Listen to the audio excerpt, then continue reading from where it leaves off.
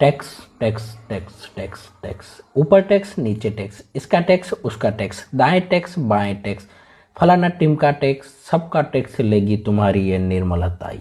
बस टैक्स, मतलब गरीबों के जेब में भी इसको अगर पैसा दिखेगा ना निर्मला ताई जी को, तो उनके जेब से भी पैसा निकाल लेने की इनकी एक टेक्निक है, टैक्स।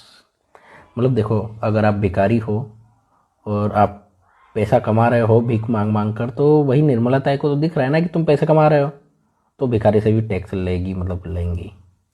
अगर आप भिखारी हो और आप दर दर की ठोकरें खा रहे हो, आपके पास पैसा वैसा कुछ नहीं है, फिर भी टैक्स लेंगी। पता है क्यों? क्योंकि निर्मला ताई को दिख रहा है कि भिखारी अच्छा खासा पैसा कमा लेता है।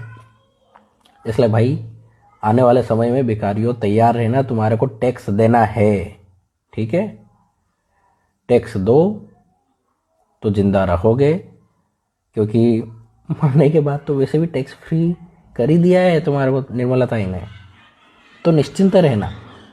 लेकिन जब तक जीवित हो टैक्स देना पड़ेगा, सब पे टैक्स देना पड़ेगा, इस पर भी टैक्स देना पड़ेगा, उस पर भी टैक्स देना पड़ेगा। घड़ी ली 250 की, घड़ी ली, टैक्स दो भाई 50 रुपये।